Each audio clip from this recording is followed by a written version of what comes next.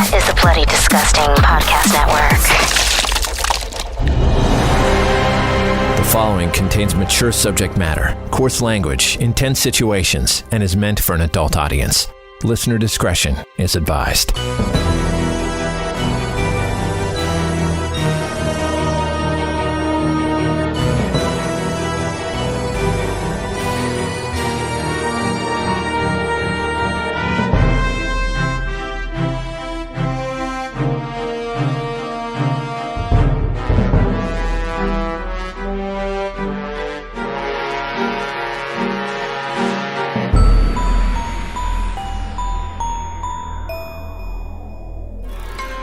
In families, blood runs deep. Bleeder's Digest issue number 22, Daddy Issues, featuring special guest Bill Moseley, whose new film Prisoners of the Ghostland is available on VOD now. This story is called Daddy Issues by TREVOR Shand. I'm Bill Moseley, and I play the part of Dad. Me and my dad are best friends. I can't quite put it any other way. There was never a Little League game of mine he wasn't there for, never a new movie we didn't see in the theater on opening night, and never an album we didn't sit on the couch and travel inside while gazing into the artwork. Although we were happy and kept busy, he would often tell me how things just weren't the same since Mom died. It's something I've been thinking about a ton. Not much is left from when she was around, including my own memories of her. She passed when I was only 3. I'm not sure anyone recalls much from when they were 3. Perhaps in a fleeting moment, maybe once or twice in a lifetime. Something reaches out from the void and ignites a buried thought. Then in an instant, it's gone, never to rise to the surface again. That's where she exists now, floating in the ether, waiting to be discovered. I'm 17 now and it hasn't happened yet. The one day it does, I am ready and I'll catch it like a butterfly in a net. Till then, it's me and my old man, and we are doing just fine. The weekends are saved for discovery and adventure. We are just over 2 hours outside New York City in Lakeville, Connecticut. We walk around Salisbury, exploring the Litchfield Hills in a downtown frozen in time. The place even still has a general store. It's small town living, and we love it. The fall colors are in full effect, the crisp, cool air kissing the frayed edges of vintage Halloween decorations strewn over shop windows. Signs for the haunted trail 30 minutes outside of town in New Milford. Pumpkins lining Main Street. During the week, we slip into the same old routine. I come home from school around 4. My dad usually behind me from his construction shift outside town around 5:30. I go in the backyard and I dig. He cooks, I come inside, clean up and shower. Eventually, he'll go to the back house where he stays up for hours. He's got a side job fixing old electronics, vending and pinball machines, which he refurbishes and sells on consignment through the antique stores and pawn shops for extra money, and occasionally for private collectors who can afford to have their broken stuff shipped out here to the middle of nowhere. First, we sit down for our 2 nightly bowls of hot beef stew, and we talk. Dad, how long you figure it'll take to finish hollowing out the foundation? Well, what did the workshop take us, 3 months? This one won't be as big, though, so I think another few weeks at most. You've been annihilating it out there. Yeah, well, I just put on the earbuds, listen to Gory Story or whatever random podcast I can find, and just go to town. Well, you're doing great out there, kid. So, what have you been thinking you want to do for your big day tomorrow? October 28th, my birthday. I don't know, maybe a cake? Huh? A cake? That's it? 18th birthday and you want a cake? A chocolate cake? Well, you are easy to please, boy. A cake it is. As we wrap up dinner, I kiss Dad on the cheek and head up to bed. The biggest chocolate cake you've ever seen, with whipped cream inside and your name written on it. Rest up. I'll see you in the schoolhouse bright and early. I get up at 7 a.m. the next day, grab a Pop-Tart out of the kitchen, and head to school. The putrid stench that came with it always takes your breath away at first. But after a while, you just kind of get used to it. Well, maybe you don't. It just becomes a part of you as the decay enters your lungs, moving to your blood. I walk by my friends, Violet, Daryl, Joanne, and take my seat at the head of the class. After a few minutes, the door at the back creaks open and Dad walks in and adjusts a metal cart holding the TV in front of the chalkboard. He goes over to a cabinet and slides out a drawer of VHS cassettes. He carefully selects a tape, loads it into the VCR, and presses play before he leaves for the job site. The familiar static begins, washing away into the day's lessons. The teacher, Mrs. Jollivin, always looks so sad. A fly lands on my pen and I shoo it away. Another buzzes past my face. Always the damn flies. Always the smell. The day is a blur of math, quiet reading time, history, and controversy lessons. Now, controversy is my favorite class of them all. That's where we're told about the lies of humanity. We learn of the saints whose job it is to cleanse these lies, and that trust is not to be a gift taken lightly. It's why when I'm out with Dad, I'm always cool saying hi or exchanging pleasantries with a stranger, but never much more than that. It was fine to attend baseball games as long as Dad was there. Sleepovers, playdates at other kids' houses, that kind of thing, well, that was off the table. People are committed to the self and will cast darkness on those who get in the way. That's what controversy is all about, staying out of the way. It is those philosophies that often bring Miss Jollivin to tears. Worship at the altar of the saints, bring them penitence through flesh. A burst of static is what signals the end of the school day as I stand up, remove the tape, and place it in a drawer at the bottom of the cabinet. I head home, I go in the backyard, I dig until the sky turns orange, then black, and the crickets begin their nightly prayers to the moon. Back inside, 2 bowls of hot beef stew. Dad walks out of the dining room and returns with a massive chocolate cake. Happy 18th Tristan written across in red. Happy birthday, dear Tristan. Happy birthday to you. Ah, shit, I forgot the candle. Don't worry, Dad, it's cool. I love it. We sit and talk about the adventures of the day. Bits of chocolate cake and whipped cream cling to his long white beard. So, how's it going on the Dalton house? Oh, Christ, you should see that place. Building a wine cellar, pool out back, no stone left unturned with this one.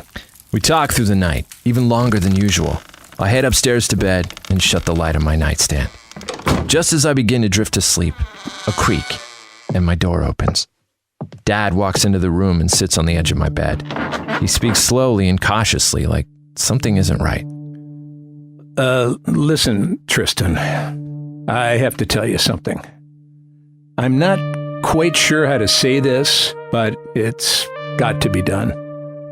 Now, before I do, you have to know that I love you so, so much.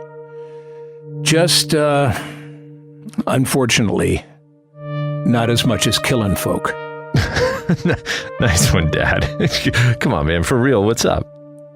Well, for real, what's up is that your dad is buried underneath your bed. And just like that, he turned. His usual kind face became angular and his patient smile got wide and menacing. Dad, man, you're scaring me. What's going on? He got off the bed, turned, reached halfway under and jostled one of the floorboards until it became loose. He slid it out towards the center of the room, and underneath was a large package the size of a hat box covered in wrapping paper. A yellow bow was attached. A tag underneath read, "Happy 18th birthday." He put the box on my bed. Go ahead, open it. Now this had to be a joke. Maybe Dad is having some sort of mental breakdown. Whatever it was absolutely terrifying. That uncomfortable, terrifying feeling that you get of having zero control. It's the same feeling of watching alcohol take hold of someone like we'd seen in controversy class, or people in the throes of dementia that had to be cleansed by the saints, the streetwalkers, the homeless, the corrupted youth who have lost their way. I've seen it myself at school, on those tapes. I tore off the wrapping paper and opened the box. Inside was a mound of black ash, what looked like to be a human skull submerged into it. What the? Yes! Now that is a wonderful thing. I've been waiting 14 years for this moment. What a fucking reunion. Happy birthday, son. Meet Dad. My eyes welled up with tears and my whole body threw itself backwards into the wall next to my bed.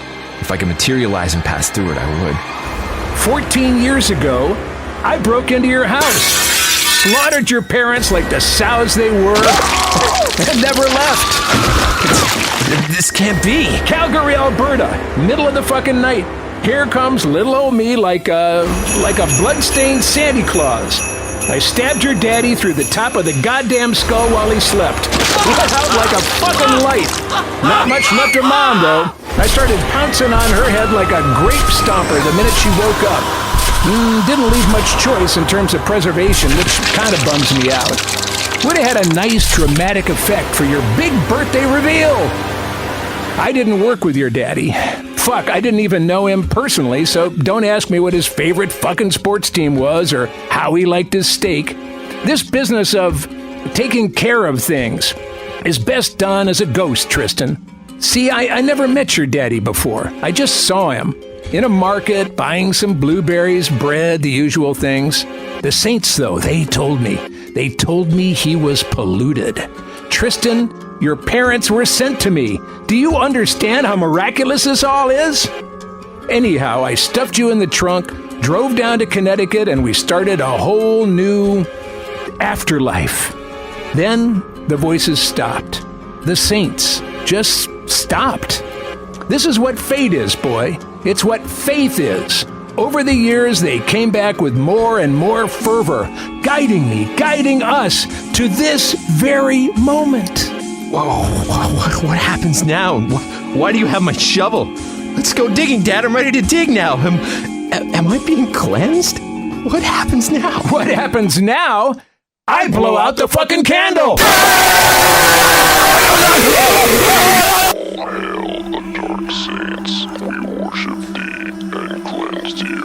I begin to dream. The little red schoolhouse where I have my lessons, 25 yards away from the main house. It was the first building on the 7 on our property that I remember working on with Dad. The flies gathering on my friends, Violet, Daryl, Joanne, chewing on their dead, rotting flesh. Their bodies had been there, propped up in those chairs for at least 9 years. Dad had cleansed them in front of me with an axe when they were just little. The tears running down Miss Jollivan's face, colored in static from the videotape. Then I see my mom. For a fleeting moment, and I catch it like a butterfly in a net. What do you make of all this, Detective? It's the most disturbing, vile insanity I've ever encountered or even heard of. The decayed bodies of 3 missing children cases in this schoolhouse from hell. We found a teacher from Massachusetts who the FBI had been searching for a decade. Diana Jollivan, nailed to the wall in a workshop with garden spikes through her wrists and ankles in an outbuilding not a stone's throw away from there. A video camera aimed at her face. Over 30 dead bodies buried under small shacks all over the property, each one covered in internal organs, teeth, and hair like it was decorated by the devil himself. Human remains cooked in 6 pots of stew found in the refrigerator, and Darren Tamers, from a missing persons case up in Canada almost 15 years ago, beaten to death in an upstairs bedroom. Oh my God. No Lord we pray to had anything to do with this. One shed in the back had an altar. Photos of murderers and serial killers with halos drawn on them, like the monsters were fucking saints. And a suspect? All we know is construction worker who went by Charlie Dedham. Could be an alias. Nothing turns up and no fingerprints. Forensics found some evidence on the property that seemed to corroborate that he had them cut clean off. Son of a bitch must have tried to burn it all to the ground, but the fire department got to it before it could do much damage. Assuming Charlie's long gone, my team's been here for hours. No sign of the bastard, except... A note? What does it say? Found your fucking candle.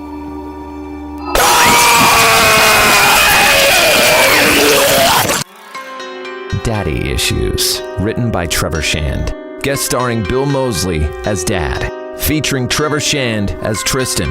Chrissy Fox and Spider-One as the detectives. Production and sound design by Trevor Shand. Theme music by Tyler Connolly, Chrissy Fox, and Trevor Shand.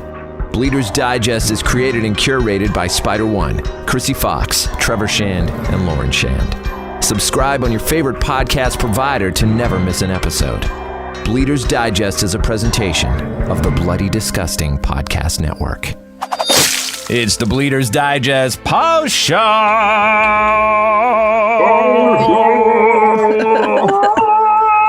Oh my goodness. Wow, this is epic. It's like a choir. Bohemian Rhapsody. So I'm Trevor. I'm Lauren. I'm Chrissy. Spider. So we're back with another story and another special guest. That was horror icon Bill Moseley in a story written by me for episode 22. A ghastly tale we like to call Daddy Issues. Wow. Why did you do that? The way I came up with that story was actually, you know, when like, you guys know this, when you're putting your kids to bed at night and they pull these stall tactics and they start asking you like a billion questions or start asking for water or snacks. So one of these nights, Everett said, right when I closed the door, "Are you my real dad or the fake dad?"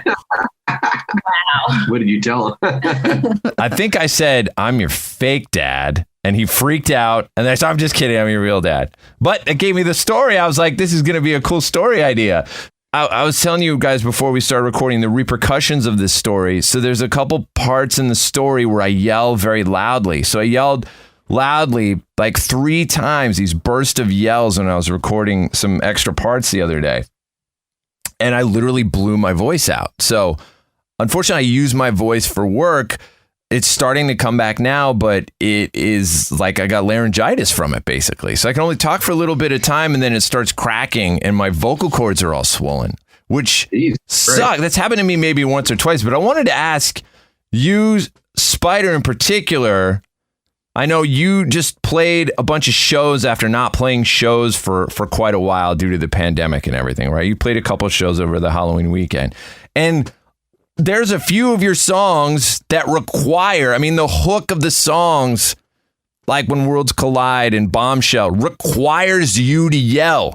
Yeah. How does that ever become a problem when you're playing those songs over and over again on tour? Do you have to, is there any like vocal health that you have to adhere to keep that going? I mean, I don't know. I guess I've either done it completely wrong or completely right all these years, because I don't tend to, unless I get sick on the road, I don't tend to lose my voice. And it's funny because that's what I was most afraid of going back and doing these shows, was just, would my voice not be there? And the voice was fine, but the calf muscles, man, I can't even walk after. You know, if anybody's seen Power Man, you know, it's like a lot of hopping around and jumping around. It's an aerobic show. And I was fine after the first show. Then after the second show, I could barely walk the next day. But yeah, I don't do much to like warm up. I don't ever warm up before a show or anything like that. I just, you know, after this many years of screaming my head off, I suppose the damage is done, you know. Wow. So you've never gone through any period of time where you've lost your voice like whatsoever? I mean, yeah, I mean, in a tour, but it usually is coupled with being sick. You know what I mean? You get a cold or something, and then, but generally it's been pretty reliable, you know. I found that like the more I trash my voice, the better it is for screaming stuff. Like once you're on the road and it's like destroyed, it just is more consistent. But yeah, same thing. Yeah, my voice tends to like after like on a proper tour after like 4 weeks, I come home and my voice is like twice as deep. Because just you've just blown out all top end of your voice, and you just have this great. That's when we should do the next stories, is after a tour. Yeah, exactly. Your whiskey voice. Yeah. Bill Moseley, of course, everyone knows him as Chop Top from Texas Chainsaw Massacre 2 from back in '86, and Otis Driftwood and the House of a Thousand Corpses trilogy, and tons of other roles. And you can most recently see him in Sion Sono's English language debut, Prisoners of the Ghostland, on VOD alongside Nick Cage, where Nick Cage wears a really cool detonating leather suit. And if he doesn't find Bill Moseley's granddaughter, parts of him will explode. And they do indeed explode. And it's quite the adventure. So definitely check that out. Bill and Nick Cage in a movie. That's a great combo. Right. They have a lot of things in common. You know, they really go for it in their roles. And as you could hear, Bill Moseley really going for it as the dad in Daddy Issues. He's one of those people, like, I think that you should invite to your imaginary dinner party, because we've had dinner parties with him, and him and his wife are like the two of the most entertaining people I've ever sat across and spoke to. Like, he's an awesome dude, but he's so funny and so entertaining. Mental note for people. What is it called? Like when you have your, is it the imaginary dinner party or your like dream dinner party, living or dead? I've not heard of this. It's a thing people do where they make a list and they're like, who would you have? You invite like 5 or 6 people to your like dream dinner party, living or dead. And I just feel like Bill Moseley is definitely should be on the list. He's a really awesome guy. Who else would be on the list? Yeah, who'd be on the list Oh God. besides Bill? Who would be? Oh God. Oh, you know what? Who am I kidding? It would be the cast of Friends. 100%. Of course it would be. I knew that answer before you said it. I was like, why is I that? actually am like mad at myself for thinking. I'm like, of course. Spider, how about you? Oh, definitely Martin Van Buren, the ninth president of the United States. I don't know if it's actually ninth. What number president was Martin Van Buren? I don't know. God, I don't know. Chrissy and I don't have to.